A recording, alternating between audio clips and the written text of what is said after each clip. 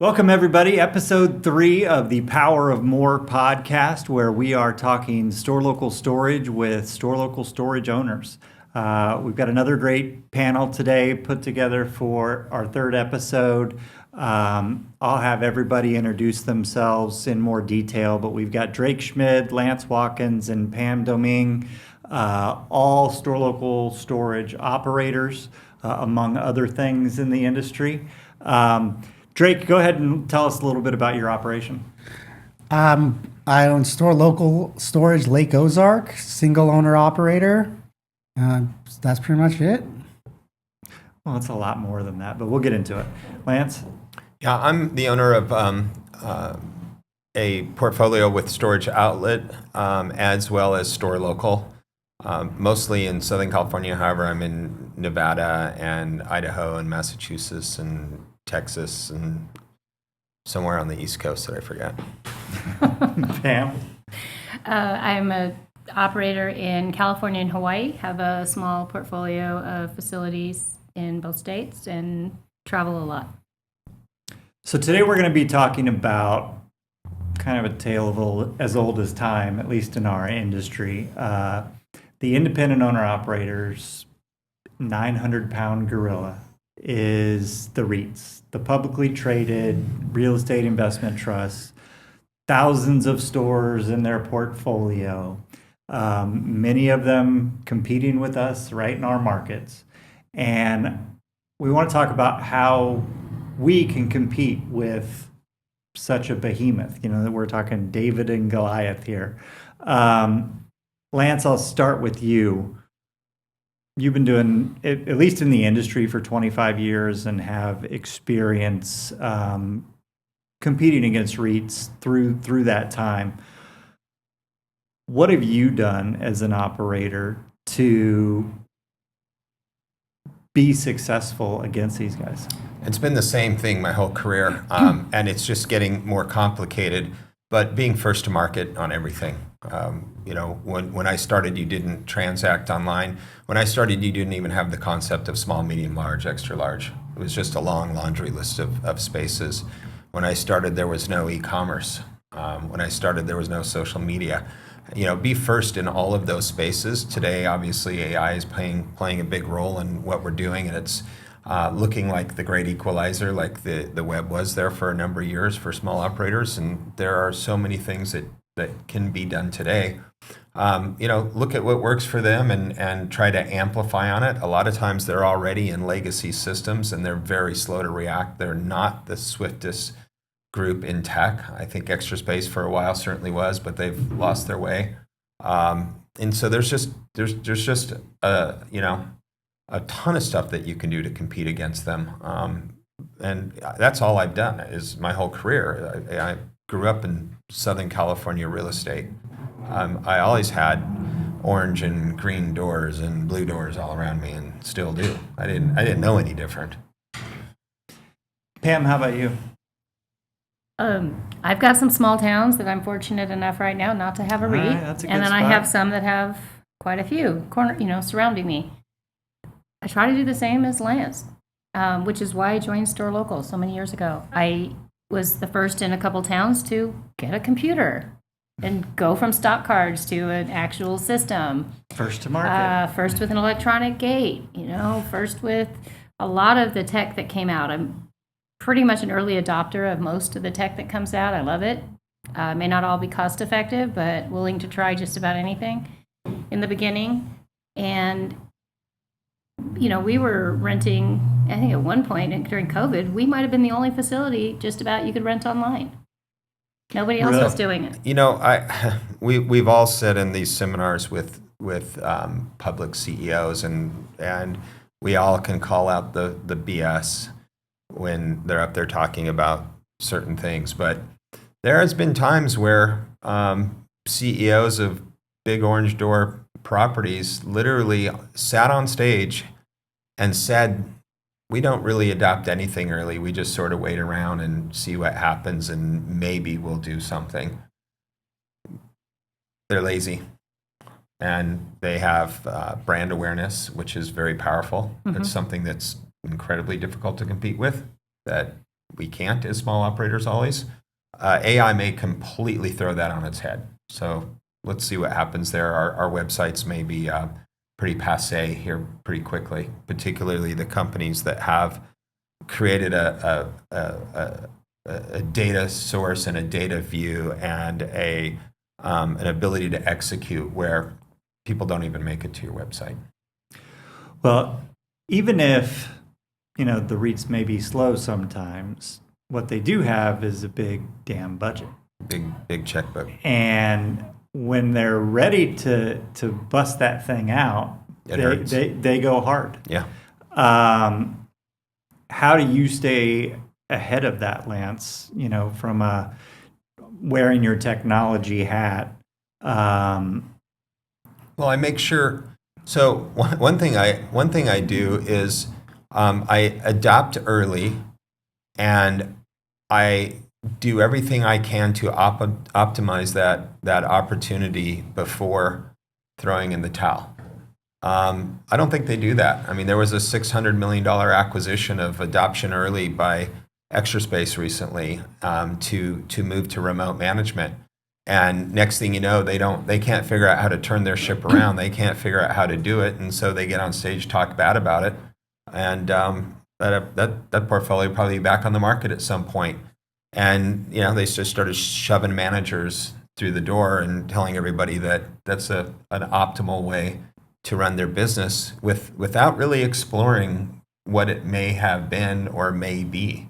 And if more humans is the answer for them, good. Love that. Yeah.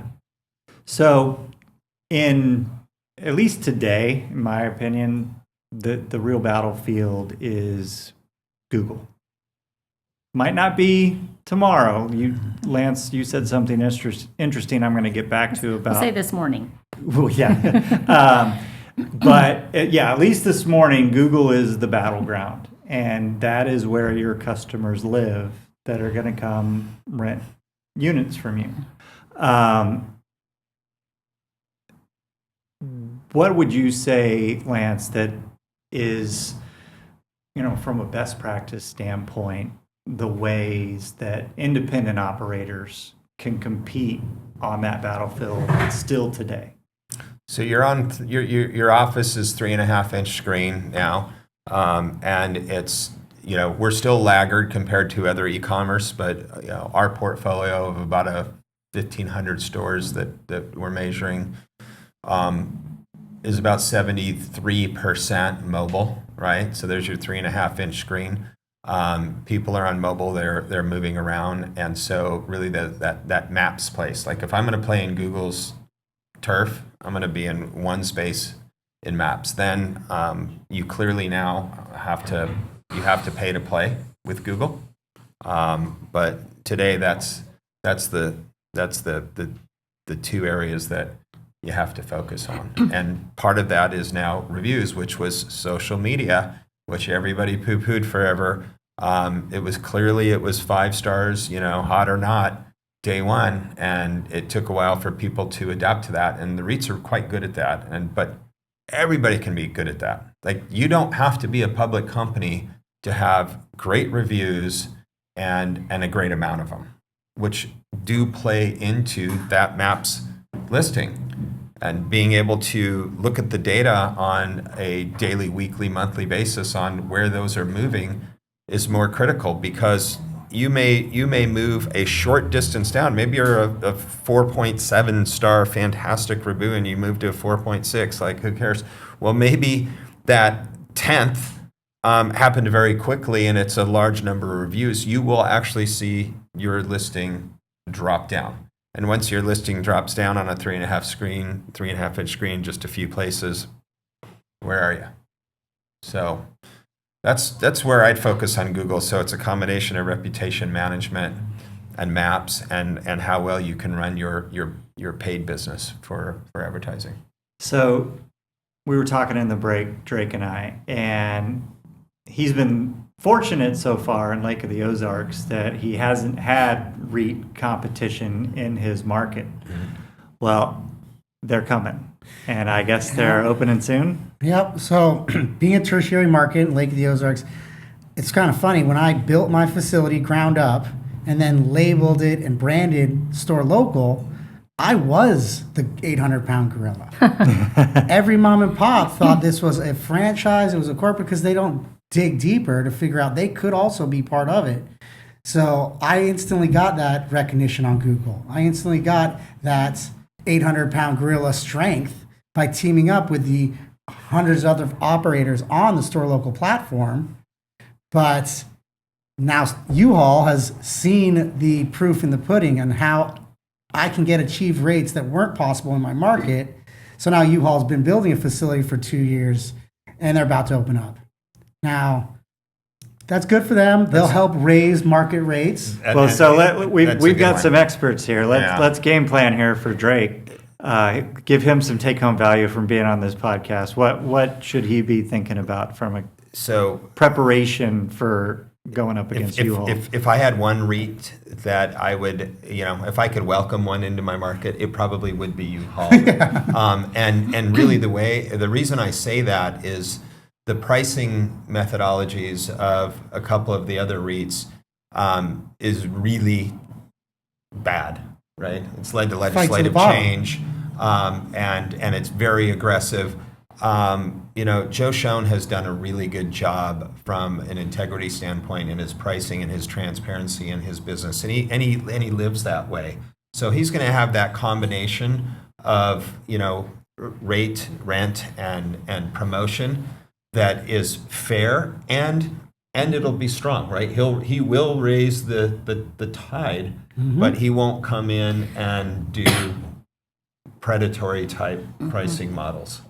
Or at least he's never has, and I don't see that changing. Yeah. Well, I am fortunate. So if I were going to pick one, I'd take that orange door. Yeah, and their cookie cutter model works for their numbers, but it doesn't necessarily work in every market. They're building a multi-story facility for their climate control in an area that has 3 elevators in the whole lake. I have an entirely climate controlled facility that's single store, drive up, single story. So it's a different product. They have small units, 5 by 10s, 10 by 10s. I've got 12 by 35s, and the next phase, we're building 15 by 50s. So I like that they're coming because it will almost validate my pricing, because currently I'm that price leader. I'm 25 to 35% above all my competitors. This will help validate it to a degree, but they still have to fill it up. So yeah, I would be thinking of my strategy on my smaller spaces. If they come in and carpet bomb with a bunch of small spaces with low demand, then that will be tough in those spaces from the pricing. And in the experiences that I've had, those small spaces, they look good on the website when they're $29, but when you get your stuff there in the back of the truck, you realize you need something bigger. And drive-up access, 100%. It's a completely different product, so... Nobody has a compact car in the Lake of Ozarks. No. Pam, any advice for Drake? You just have to be really aware of what your competitors are doing and follow them. I agree 100% out of the rest of the REITs. That's a good one. I'd much rather have them come into my market. But, it is tough depending on how many units they're going to open up. And like Lance said, some of your smaller units might be impacted. But that's not where the real money is. So No, they make their money selling trucks and boxes. I mean, we're 100% Noki digital app-based facility. They're selling deadbolt locks. So it's a different customer base I think we're targeting as well. I'm trying to target that upper tier customer that they want the value. The price is less of a concern. I think it's okay. I can only take so much of the market, and I only want so much of the market. And the market I want, luckily I have a great location compared to theirs. It's the barrier to entry at the lake is really getting good locations that are flat and big enough. So I'm welcoming them with open arms. And I think that's sometimes the right way to look at it. Sometimes it'll piss you off and you just can't get over it. But in your specific situation, I think that is the right way to look at that, to come in and validate your pricing, like you said, and I think that will ultimately benefit. So you hear what I'm saying, people. It can be good sometimes if the REITs come into your market. It's validating your Yeah. market, right? I mean, that's one thing. On the exit for sure, because now I'm going from an entire area that only has mom and pop operators to having a large scale REIT in there. The cap rate just went down a whole percentage point. So that's good in the valuation. Don't plan on selling, but Well, since you brought it up, let's actually talk about the exit and something that we have created with Storelocal Storage that I think is unique in the industry. So imagine this scenario. You're a traditional storage operator operating mom and pop storage. You sell your facility. The person that buys that is going to not call it mom and pop storage. They're going to want to name it something else. They're going to buy a new sign. They're going to have all of this additional expense, all these things. Well, with Storelocal Storage, that goes away. If you took your Storelocal Storage facilities and you sold it to Drake, or Drake, you bought Drake's facility in Lake of the Ozarks, you wouldn't have to change the name. You would just add that store to Storelocal Storage. It would keep its landing page on the website. It would keep its signage on the side of the building. And it only occurred to me recently how valuable that can be when talking with some owners about the cost of changing signage on a new acquisition. Lance, I know that's hit you before, but what do you think that impact brings to the industry? Well, so clearly you can see it in the reluctancy of people to rebrand because they think their brand has all this value, but they wouldn't spend any money on creating it, right? So that's confusing. The value in the industry that I see is with Storelocal is that property management when I got in and asset management were very clearly defined lines, and it was very simple back then, right? Asset management paid for the big advertising and the insurances and the CapEx, and the property management group kept the shirt and the logo on and the grass cut and the lights on. Yeah. It was that simple, right? And even the asset manager picked the yellow page ad. Now it's incredibly blurry. It's been a grab on the big property management companies on fees, and you have to invest heavily to go into one of those ecosystems. So now you go to Extra and you rebrand your whole store, and maybe it doesn't work out. Now what do? You rip all that stuff out and you go to Orange, or you go to here, or you go to there. Storelocal allows you to move across markets and take all the complexity from the third-party management group and put it into the system and operate, particularly like in Lake of the Ozarks, right? Tertiary market. There's probably a ton of property management people up there that are doing the Airbnbs and all the stuff that's going on. They could handle the running of the store if all of the complex stuff is handled in the brand. And if that doesn't work out, you can make a change. You don't have to rip all that stuff out.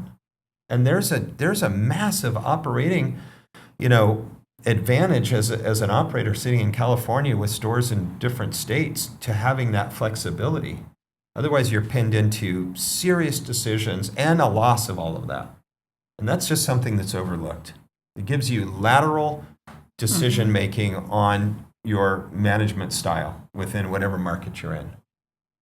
I think one other thing from another perspective would be if somebody acquiring a mom and pop facility that has, I bought one in the other side of the lake that we're currently renovating and developing that was on carbon paper. The amount of risk involved in purchasing that, it was more about the land acquisition than it was about buying the business. Right. The clarity that the software brings between Tenant Inc. and Hummingbird, they can see everything. It's so transparent.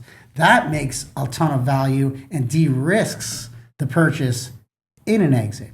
It's So- yeah, it's transparent, it's clear, it's professional looking. They're buying something that they look at that's established. It looks good. It's professional. It's not the mom and pop. It's not maybe somebody hiding cash in the mattress kind of a facility.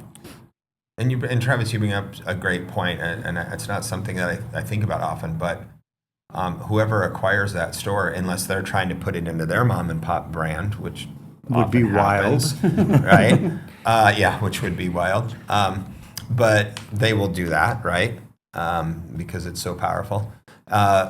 If they don't do that, wow, that's a whole bunch of money on the acquisition and the up and running and the speed and domain authority, everything. Like I mean, it's there. You no blip. It just continues rolling. And so that, like I said, you and I, Lance, have been working on this store local storage concept and programs for 6 years now, and it finally resonated. You know, that was, I believe in everything that we've built with this program, but that one just hit me recently. I was like, oh, that is a real advantage of being on store local storage that you can't find anywhere else. If you leave, time to swap the sign. And so I thought that was very unique and a very interesting conversation I had. Let's do a little future casting, and Lance loves a good crystal ball. So Lance is a I crystal hope you ball. brought it. I should have brought it. I have it. But as you know, consolidation, we've been talking about consolidation in the self-storage industry for a while now, and it continues to happen. As you look out, let's say 5 years, 10 years, what did those mom and pop brands start to look like? I think they'll still be there, but unless they are aligning, adapting, forward thinking with their tech, getting their tech stack up, they're not going to be doing well. They may be surviving, they may make enough cash to live on, but they're not going to do well. I think you're going to have to be very sophisticated with tech, whatever that tech is. AI may be over and done with by then, who knows? But you're going to have to be really putting your time and effort into all of the tools that are out there. It'll look the same as hospitality, right?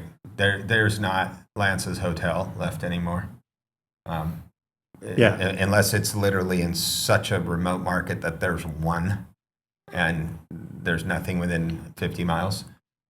So, you know, I used to believe that our industry had the space for 10 really good brands, and that was really based around that 10 results that for 20 years on Google was so consistent, and now that's eroding. So I don't know what the number of those brands are, but brand is the most misunderstood topic probably in self-storage. You know, a brand to a consumer is something that occupies space in your mind. You think about it, right? You think about it. If I need to go get laundry detergent, I think of Tide because of that NASCAR running around the track, right? It's like it's in my mind. If you're a soda drinker, right, you're thinking of Coca-Cola and the logo. Our customers don't use storage in that manner, and they do not occupy their brain with our brand, right? Like my 10,000 tenants or 12 or whatever the number I've got right now, they think they're at Public Storage, right? And Public Storage does have that brand, and U-Haul does have that brand, and Pods has that brand, and that's the end of the story. Unless you're in a market like downtown New York city where Manhattan Mini has a brand, or Central Valley where Daryl's has a brand, or Atlantic Storage in Jacksonville, Florida. There's a few examples like that around the country where they own that city. Other than that, Extra Space doesn't have a brand, right? Have any of you ever sat down with somebody and told them you're in storage and they go, oh, you're one of those Extra Spaces? Nope. You're one of those Lifes. No. They don't even know the name. They know where it's located No, they and say the person Storage who works Wars. behind the counter. Yep. Yeah, so Which should be the name of our facilities. So the brand is the system, right? It's the system that competes, and it brings all of the efficiencies because we're selling a commodity. Our empty space is interchangeable in the customer's mind, and it's a need base. It's a definition of a commodity. And so the brand can bring efficiencies to distributing your product. But if you think because you joined Storelocal, people are going to go to bed thinking of Storelocal and waking up of Storelocal, it's not going to happen. Maybe this is anecdotal, but I get calls all the time from people thinking they have their storage with me.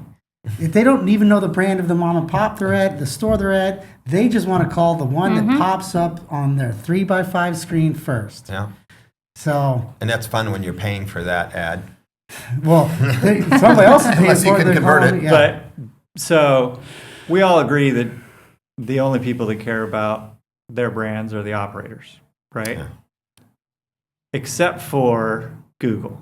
Well, yeah, public, well, and I know where you're going with that domain authority, but, public has some beachhead that we could take, right? It's about a $500 million check to start that game, to build a brand like that. That's a significant investment, right? So how many operators are going to really go down that path? Probably none. But they're clinics, right? When you think of storage, you think of public, and believe me, there's no geniuses over there. That thing was called private storage until one day in the boardroom where they're like, I don't know if people know that they can rent with us. What should we call it? Yeah, there you go. Public storage. But good for them because right time, right place, and they're the clinics, right? And Pods has done a great job because they're all over, my house is right over there. Freaking all over the parking, the driveways with big names. You go to your next cocktail party and ask somebody, what are those things called that they drop off in the Poor U-Haul. driveway? They're all called pods. Huh? Pods. Yep. Yeah, they're called Pods, and everybody knows it. That's a brand, right? U-Haul's a brand, not totally 100% in storage, but it is a big brand. People know U-Haul, and where did you go to get your boxes, and where did you go to get your trailer hitch, and where did you go to get your moving company? It just was right in the process of creating demand or need for the product. So brilliant. Let's give them a place to put the stuff. Well, today, at least according to MSM's most recent top 100, Storelocal Storage is the number 31 brand by facility size or by facility count in the country.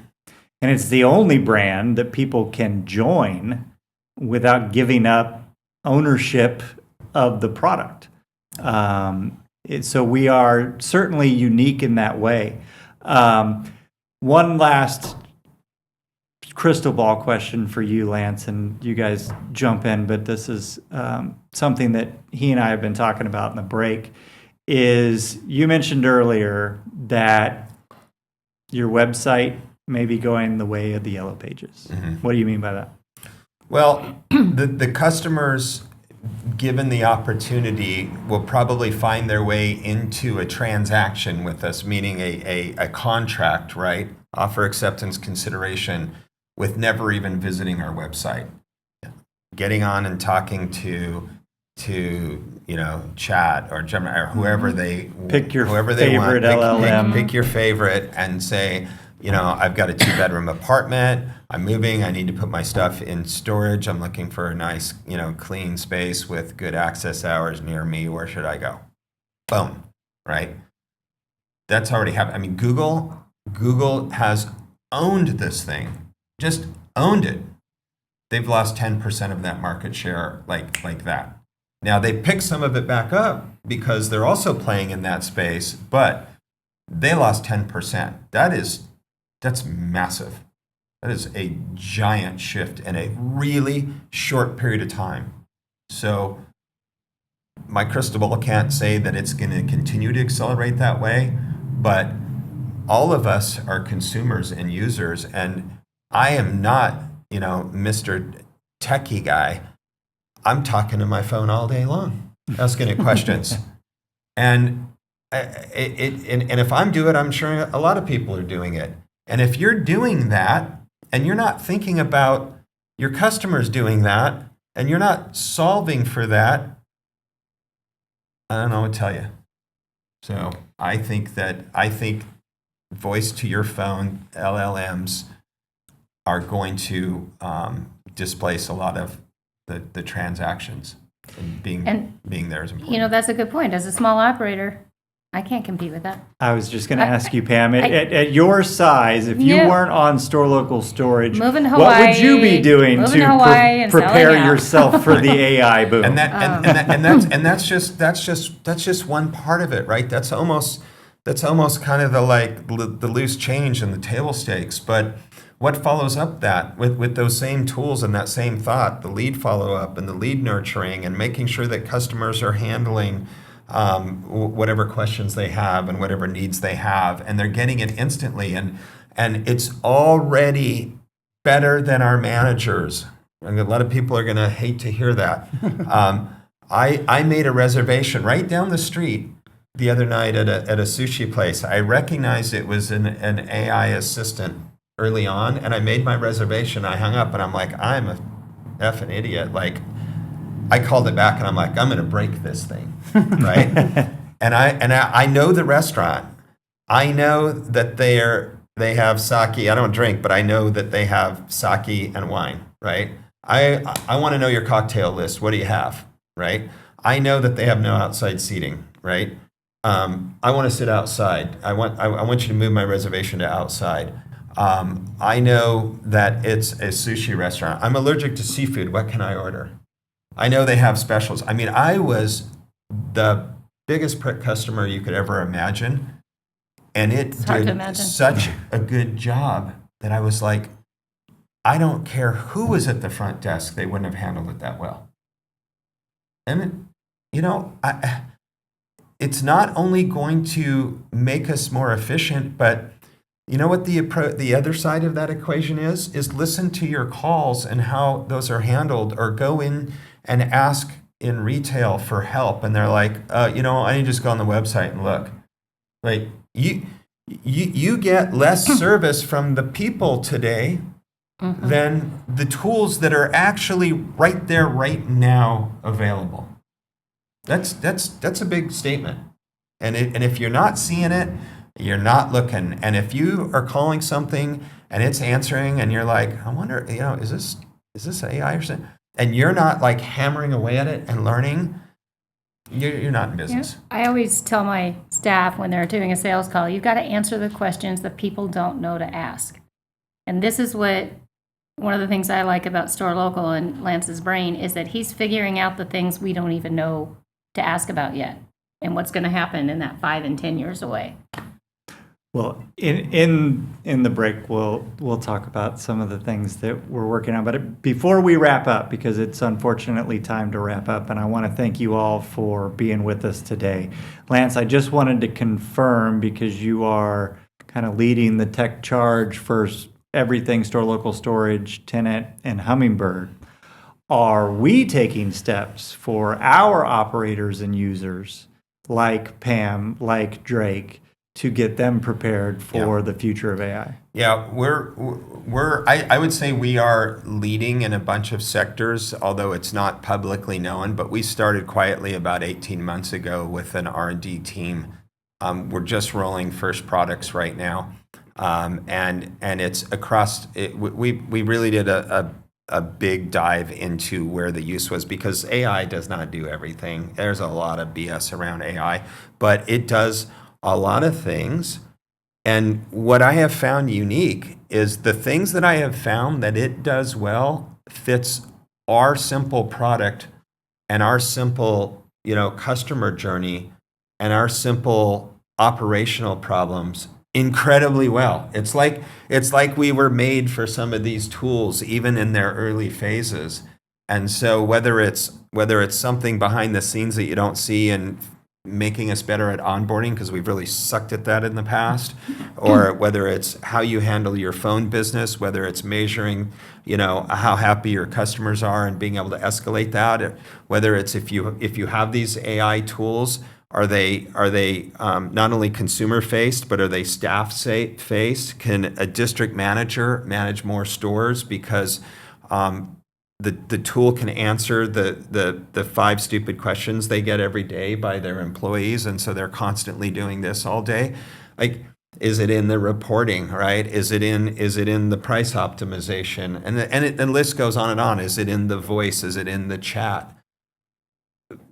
We're extremely far down there. And the reason we have an advantage on the marketplace here is because we built a tool that today we call Nectar 8 years ago, before even Tenant. We built it, and it was a middle layer to try to figure out how to distribute information, because the software systems were so bad in the industry, we couldn't do it. And so we tried to figure out a way to mask that. That tool, with the concept of open APIs and the concept of those APIs now being accessible to AI, right? So you can go into tools like Copilot and actually build products like at the speed of prompting questions. That's trying to stay ahead. And most of our competitors would never do that because they might give something away. We think it's going to make us all better. It's going to make us compete harder. We're going to see new opportunities, see new products. We're going to see things that we didn't think of, and we're all going to advantage that we're in the ecosystem. Awesome. Well, again, thank you guys all very much for joining us on the Power of More podcast, and we'll see you all next time on episode 4. The Power of More podcast is produced by Storelocal Storage. Storelocal Storage is the complete brand program for self-storage operators who want to compete at the highest level without giving up their independence or their ownership. Visit storelocal.com and click Join Our Brand to learn more. New episodes of the Power of More podcast are available wherever you listen to podcasts. If you found this episode valuable, leave us a review and share it with an operator you know.